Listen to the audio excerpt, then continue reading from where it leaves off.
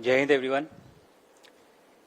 Before I begin, I would like to say AVM Agarwal has already said that I have a habit of speaking less. It's not really a good platform. I've been given 30 minutes to speak. I will try and make up for it.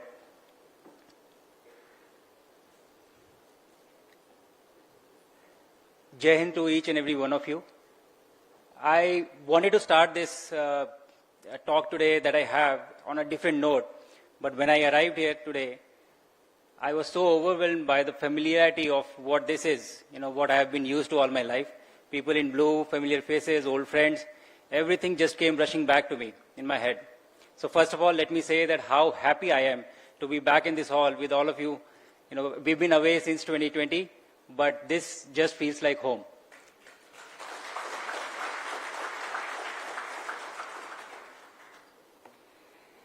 I do have a few anecdotes, and I would start with the experience that AVM Agarwal mentioned, that he was explaining to you about space flight, how in space, if you are standing and breathing, you will have a carbon dioxide pocket in front of your face, and oxygen would be coming behind you.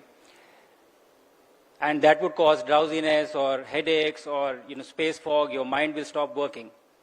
I don't know, a lot of you would be aware, but Indian Air Force has been efficiently replicating this same phenomena in the briefing rooms.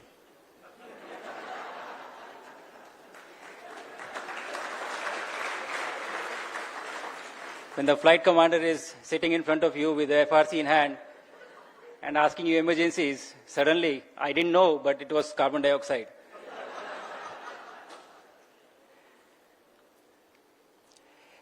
Anyways, my story, I heard Chief of the Air Staff also mentioning, I came across on the internet that accidentally he filled up the form for NDA, and I have a very similar story. I did not intend on joining the defense, but I did.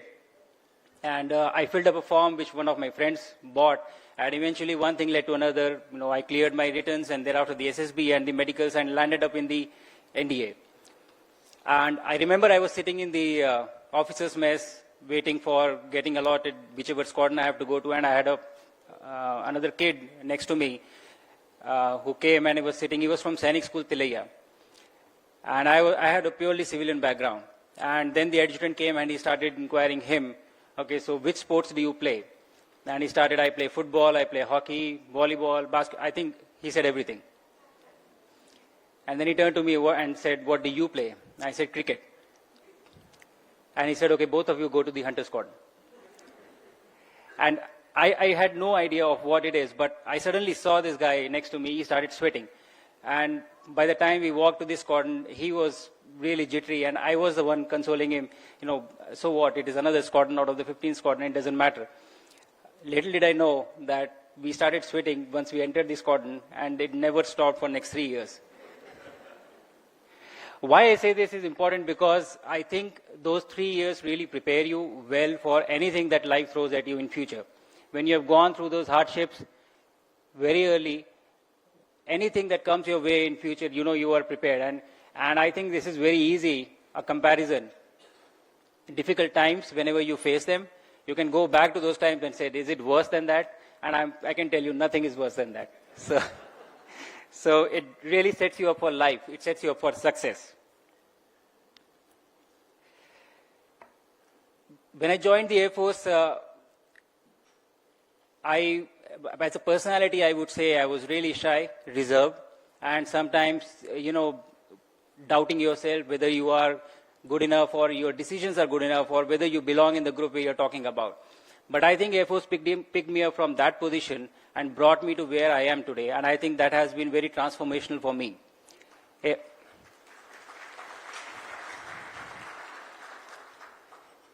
I would say that Air Force in general, but cockpit in particular, has been my greatest teacher in life.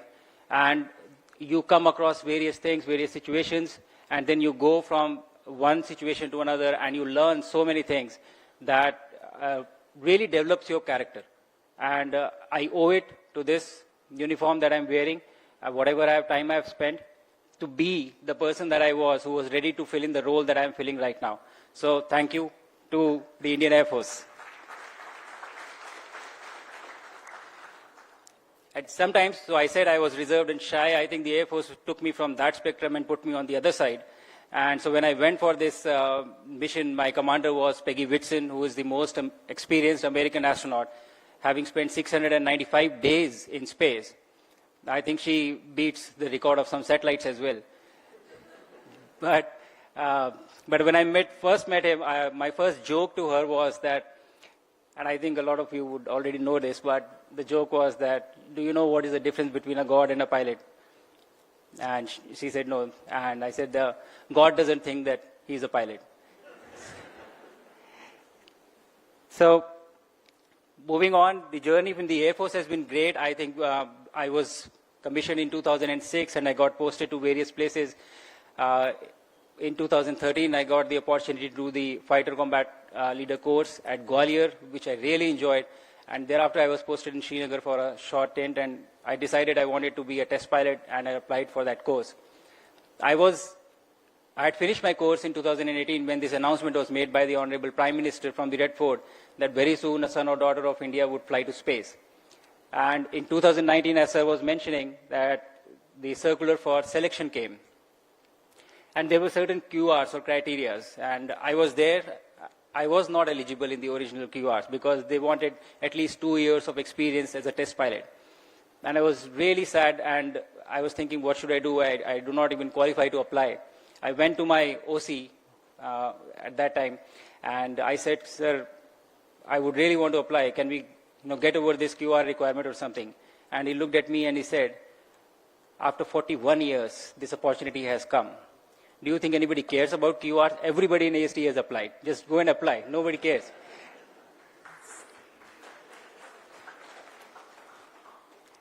So I did apply, and then obviously the next 6-7 months were very grueling. Doctors became our worst enemies during those few months.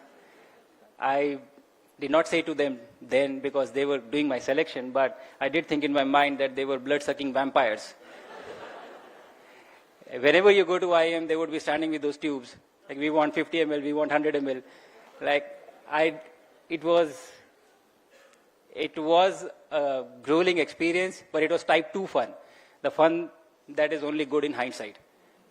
You really don't enjoy it when it is happening. Sir has already given a description of how it happened. We went to Russia, we came back, and then we went a few times. And then once the 4 of us were selected, we landed up in Russia and we started training with the cosmonaut group at the Gaganyaan Cosmonaut Training Center. And I think that was a very fascinating experience for me. It was not very different from what we do in the Air Force. Like, the training is similar because you are supposed to be interacting with the machine. And so the pattern is similar, but there are certain aspects which come in because when you go to space, you really are going to be living by yourself. So you have to learn various other disciplines which are not usually a part of our training. So I think that was very enlightening and enriching for us, this entire training in the Soyuz. We got trained as the flight engineer from the left seat of the Soyuz capsule, and we came back. We came back and we started working with ISRO for the project mission Gaganyaan. And we started interacting with designers of how to evolve our own capsule to make it as robust and as reliable as all the other capsules are. But then suddenly in 2023, I think this announcement was made again by the Prime Minister when he went to US, and he said that we should have a US-India collaboration and a mission to space. And as a fallout of that, Axiom 4 mission happened. Axiom 4 mission was a 2-week mission to the International Space Station. And my profile in this mission was as the mission pilot. So there is a commander, there is a mission pilot, and then there are 2 mission specialists.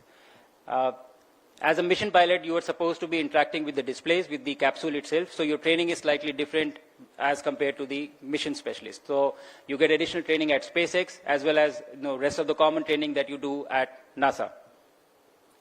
For the past 1 year, this entire experience has been nothing short of wonderful, I would say. It is very similar to what we did in Russia, but a very different approach of implementing or executing this entire mission. And I would be showing some glimpses and try to explain what I did in the past 1 year. But the point that I want to highlight before I move on to that section of my talk is that whatever I have done, whatever I have gone through, and whatever I have achieved, I feel that the background that I had or the preparation that I had for years by being in this uniform and by being in the Air Force, that any one of us who's sitting here would have done an equally good job. And that is the confidence I carry with me whenever I see whatever life throws at you, the kind of character that Air Force has built up for all the people sitting here. So with that, what I would like to do now is get into I have a few videos of my training that I would like to show and try to explain of what we did in this past 1 year. I also have a small clip from space that I try to capture of India. And India does look really beautiful. I'm not just saying it because all of us are Indians and we are sitting here, but I think that if you speak to any astronaut who is there on the station, the unique positioning and the shape, especially during night, if you pass over India from the Indian Ocean, south to north, I think it is probably one of the most beautiful sights that you can ever see in your life. And I would try to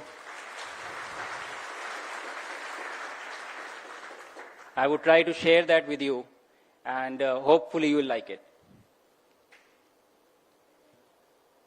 So what you see here is the Johnson Space Center, and this was the place where we primarily did our training as far as the International Space Station was concerned. This is the crew. We have the Peggy Whitson, Tibor Kapu, Slavosh, and myself. And the background that you see is a huge simulator of the entire International Space Station, the mock-up. So any training or any system that you have to train on, you train in this mock-up, and you read the procedures, you prepare for them, and then they give you situations, and you go in the mock-up, and they're sitting outside as a control room, and they're looking from outside in, and analyzing and evaluating each and every action that you're doing. Like with the flying training, the majority of the time that is spent training for space missions also is for the off-nominal situations, or what would you do if something would go wrong. 70 to 80% of the time is spent on those situations, and only 20 to 30% is what you would normally do. Because normal procedures, all help is available, time is at hand, it's not a critical situation. But in case something was to go wrong, you would really be required to act accordingly. So all these systems, let me put it this way. When you go to the International Space Station, you are essentially living in a new house. And it has its own rules. It has its own sets of terms and conditions. Like how would you eat? How would you sleep? How would you go to the bathroom? Actually, that is the most challenging task, to go to the washroom in space. And so you have to learn about each and everything on ground. So this is me preparing food. So these are dehydrated packets there is no water, and you put it in the PWD or the water dispensing machine and just fill it up and try to eat out of the packets. The challenge while you are up on the International Space Station is that the help is not readily available. You do not have access to any specialist. So that is why you have to be trained as medical professionals for first aid. You have to be trained as engineers for maintenance. You have to be trained as scientists for performing experiments. And at the same time, you have to learn how to do photography and videography, and also how to speak on camera, because everything that has to be done on the station has to be done by you. There is nobody else who's going to come and assist you. So that is the aspect of training which was slightly different from what we do here as a part of our training. There is a huge team that is responsible for different aspects of our training. Like you see, we are sitting and I think we had some 20 odd classes about these photography and videography, because when you go up there, you would really like to bring back memories or snapshots or pictures so that you can share it with all of you, which I would try to do today. Hopefully I've done a good job and you guys will like it. When you're training, essentially, there is one important aspect, that when you are training for these space missions, you always have someone who is sitting by the side as a part of your training, who is just observing and making notes. And later on, in case they observe that some aspect was missed out or not covered, even by the instructors, that is brought out in the next session. So the process that is followed is really important. Ankit, can we go to the next one? Okay. This was the fun part of the training. So other than the technical part, there is also an external part of training, which is preparing the team, preparing them for leadership, preparing them for camaraderie, which kind of we all already do within the Air Force. but this is how they prepare you for leadership. So we were on a beautiful coast in Mexico, and we were going for kayaking. And you set out on camp, and for 6 days we were out in the ocean and camping on a deserted island, just the team by themselves, just carrying these rations and camps. The most unique part about all these trainings were that they were very, very well planned, and you didn't have to struggle for something. Especially I remember one aspect of the survival training, when we were doing the survival training, and they said that you have the ration, you have the capsule. What you have to do is for 3 days, just be here and survive. And I was like, we don't have to run. There is nobody coming to catch us. Like there are no trap set elsewhere. So I feel the survival training that we have in Air Force is you are sent to fend for yourself in the jungle or in the snow. You don't have to survive, you have to hide. If you get caught, then your mission is over at that point of time. So I think the training out here was much easier in terms of these aspects. The Air Force really prepares you very well. And I think it was a luxury to do this at the same time, learning the aspects of camaraderie and the team spirit. But what I realized or understood that for people who come from different domains of life or from different disciplines, these are really crucial and important aspects to understand and learn when you are working together as a team and you're going to be in a space when there is no help and you have to be each other's support system. So all these aspects are extremely important for spaceflight. And in the behavioral health program that NASA conducts for all the astronauts, wherein people from different countries or different cultures, they come, and so you have to be sensitized of what is important to someone and what is not important to someone. One aspect always emerges very high, and the aspect is that you have to be a team player. If you are not a team player, then you are not fit for spaceflight, because it doesn't work. You are in a confined environment for long periods of time, which is stressful, which is not ideal. And if you cannot work along well with the team, then the chances of mission success get compromised. So I think this was, I cannot highlight it enough, but this was the most important aspect as far as the working of the team was concerned. Then we had centrifuge. The centrifuge and all training we already do within the Air Force, but this time the axis is slightly different. So we do from head to toe, and they do from the chest inside. And the reason is that in case there was an abort of the capsule at a high altitude, then you would really be exposed to something around 16 to 18 Gs. And head to toe in the Z-axis, it would not be possible for the human body to take it. And that is why you tilt the seat and you use the axis of the chest, which can take more. This is the WSTF facility wherein they train you for the helicopter ride while you're coming back from the ship to the coast. In case the helicopter was to go into the water and it capsizes, how would you train or what would you do? So these are those aspects of the training.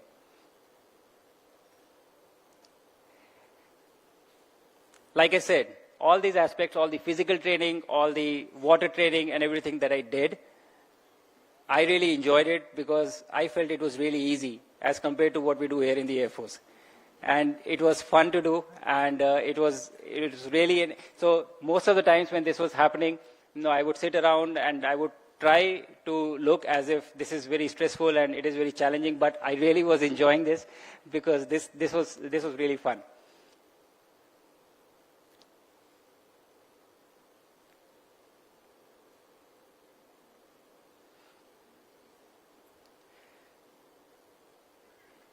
After this video, I think I will move on to the video of showing you how India looks from space and also culminate with a mission recap of what we had.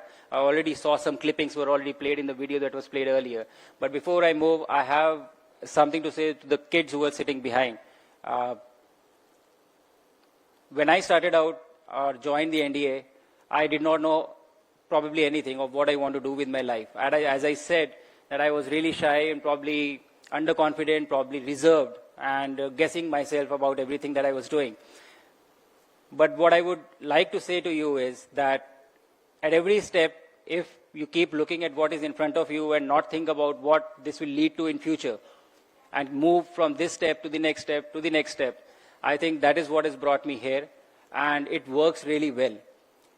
You do not have to worry about your entire life right now. You just have to think what is there in front of you at this point of time.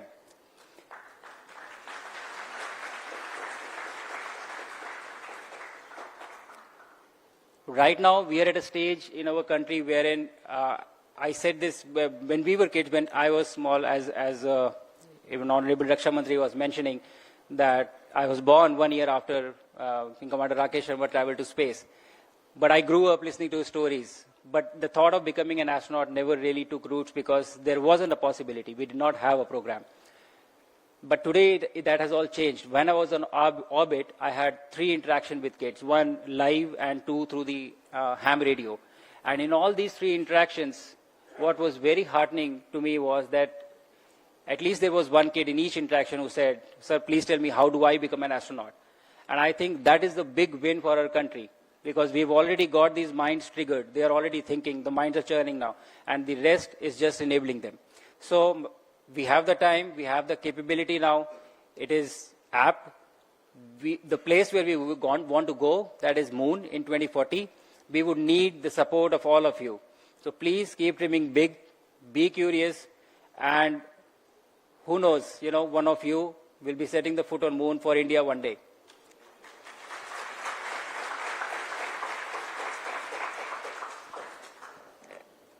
Okay. Like sir said, this is probably the maximum that I can speak. And so I will move on to the videos that I have. But before I play this video, what you would see is this is the Earth upside down. And the green glow that you see is prevalent in the upper layers of atmosphere because of oxygen atoms which are there which get excited. So you would continuously see the green glow. On the bottom of the screen are the stars. And the top portion would be the Earth. And we would be passing over India. And so this is the general setting of the scene. So I would be quiet now and I would let you watch the video. The flashes that you see are the thunderstorms, the lightnings that are happening.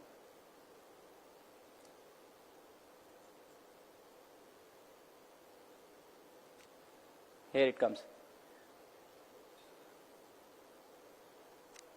That is Bangalore and Hyderabad.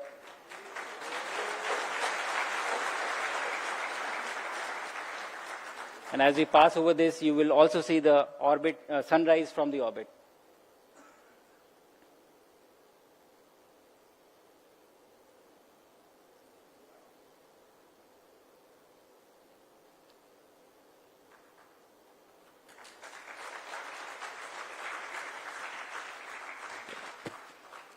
So this was the sight that you saw 16 times a day.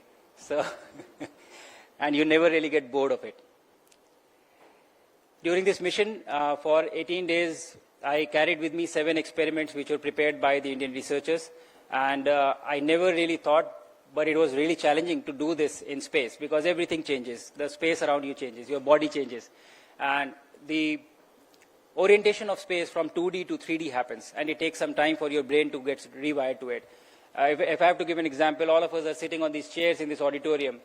If the same thing was to be in space, probably some people would be hanging from the ceiling, on the walls, and you just try to find space everywhere because it's a 3D utilization of space and everything floats. So the enabling of the experiments also has to be thought in a way wherein you fix everything or you place everything so that you don't miss it. If you lose something, be rest assured you will never find it. And the smallest thing that we lost were M&Ms, by eating food, and the biggest thing that we lost was a laptop. So, and it can go away. You will never really find it. So a lot of things are missing on station, and there is a huge poster which says missing in action and rewards in terms of anybody who finds it. And that keeps on going. But when we first go to the space, your body undergoes a lot of changes. The fluid shifts from your legs to your head. Your head becomes really big. When I was interacting with the Honorable Prime Minister from space, you would probably have observed that my head was much swollen, much bigger than what it is right now. And your heart rate slows down because your heart doesn't have to pump the blood against gravity to your head. So when I came back, I did not observe it in the space, but when I came back, my normal heart rate was around 92, 93. So it has to pick up back again when you come back.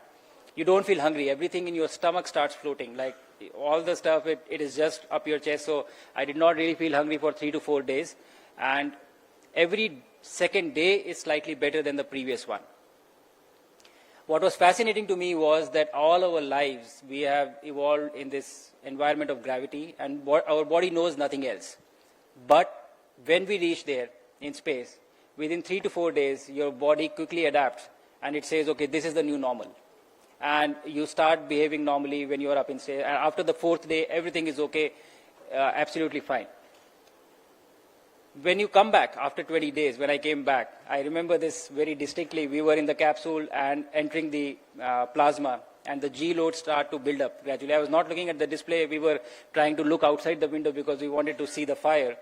And I remember I was lifting my neck, and I felt, wow, this is heavy. The neck feels heavy. We must be under some G loads. And I look at the display, we were under 0.3 G. So the shift is so distinct. I remember even while opening your eyes, your eyelids feel heavy. Any kind of movement, this feels heavy because your body is used to no effort, nothing. And suddenly you're coming back into this effort. And I think I still tried, but up to 1.8 G, I could keep my neck up, and then it was just not possible. I had to go back in the seat.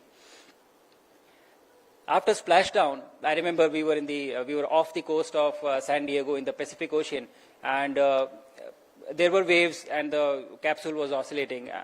Fortunately, I did not feel nausea, but my commander did feel some. So she was not feeling okay. So when they brought us on the ship and they were taking her out, I really was under the impression I'm feeling perfectly all right. They will lift me up and I will walk. And because she was picked up and then carried, and then they took her away. I really thought that I would be able to get up and I would start walking. And when they lifted me up and I took the first step, and I fell down, like they had to hold me. Then I said, okay, the second step. I took the second step, I fell down again. And then by the third step, I realized that this is not happening. It is not that you are not having the strength. It is that your brain does not know of how much effort it takes to walk again. The rewiring of the brain has to happen in the few days. So again, it takes for your body 3 to 4 days to come back to the normal that you were used to for 40 years. I was lying on a bench, and the suit guy who helps us wear the space suit, I asked him, can you give me your phone? I want to take a selfie. And he handed me his phone, the same phone that I have. And I'm not making this up. This is not fiction. This is what happened. And I was holding my hand, and he kept his phone on my hand, and my hand went like this. And I asked him, what do you keep in this? And he touches my shoulder and he says, buddy, you'll take some time. Get used to this. So this is very interesting of how your body just, forgets to live on this planet just because you were out of this environment for 20 days and gets adjusted to this unique environment very quickly. And then when you come back, it happens again. The reshift or rewiring happens again. It takes about a week before you are back about 70 to 80% of your normal. And the original strength, original aerobic conditioning, it takes, much longer for you to come back. And this is for a short duration mission that we were there for 20 days. For long duration, it takes slightly more long. I did lose weight when I was on orbit in these 20 days, about 5 kgs, which is slightly more than normal. About 3.5 is the average that you would lose.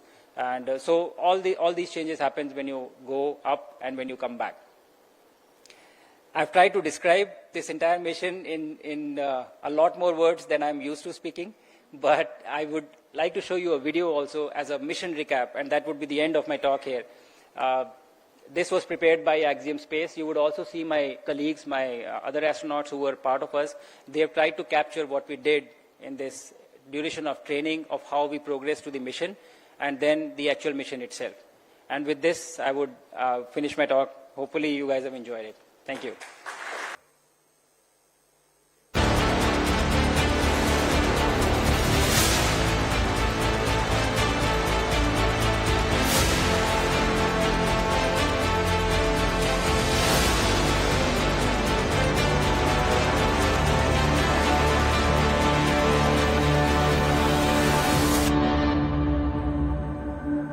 Welcome, Earthlings, from Great. It's an amazing feeling to be in orbit for the first time. When I looked out through the window for the first time, the view was just stunning. Wow, what a ride it was. But when the ride started, it was something. Like you're getting pushed back into the seat. It was an amazing ride. And then suddenly nothing. It was an amazing feeling. We also wanted to thank you for basically thanks for everyone around the world, every person, every team who made this beautiful day happen. Grace crew, welcome aboard the International Space Station. Peggy, welcome back.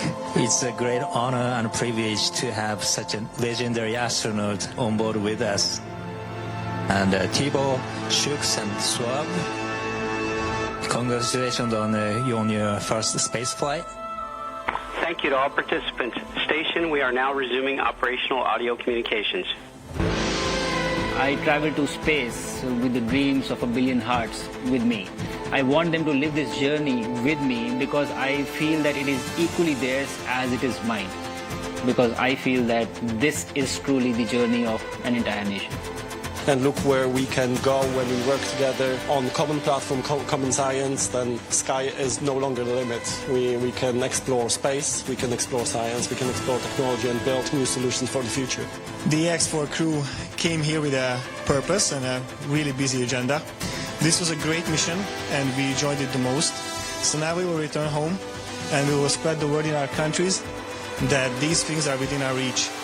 These things are possible even for smaller countries like ours. It's always great to work with a bunch of professionals, which you are, but it's even more special to work with folks that have become our friends even more deeply. Thank you. Thank you to the Axiom 4 crew.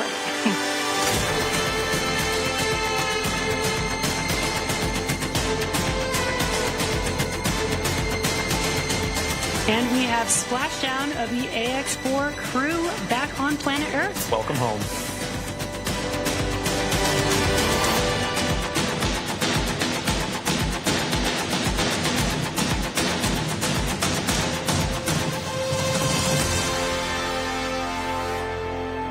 I think it's really important to have these examples of people to show the new young generation that actually there are no boundaries. Your dreams, your careers, and your lives have no limits. This is what you dream of, then you can pursue.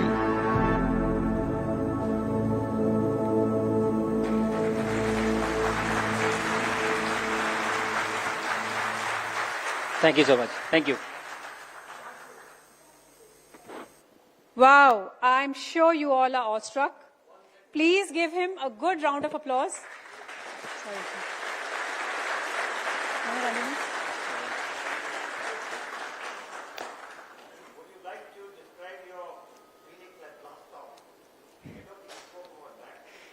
Yes, I did not actually. I had an impression or an imagination of how it would feel like, because it is like lighting a engine, behind you with a tank full of gas, which we are quite used to. We do it, but it was so powerful that it literally shakes every bone in your body. Like you're shaking along with the vehicle because there are 9 huge engines which light up suddenly, and it was extremely powerful and extremely fast. I was behind the rocket for the first 20 to 25 seconds. It took time for me to catch up. From the outside, when you look at the launch, it's a huge rocket and you are standing from far. So when you see it lifting off slowly, it appears to be not a very fast phenomenon. But from the inside, things are changing so rapidly. Your G loads, they build up and they are sustained and they keep building up. So you are going from 0 kilometers per hour to 28,500 kilometers per hour in 8.5 minutes.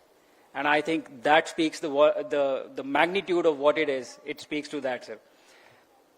Like I said, I used to joke about being a fighter pilot to my crew and my commander as well.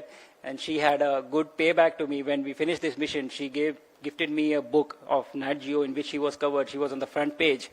And the message she wrote to me was that I know that you are a fighter pilot, but I took you higher and faster. So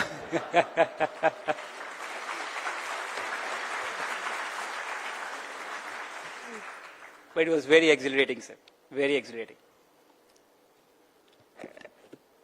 Thank you.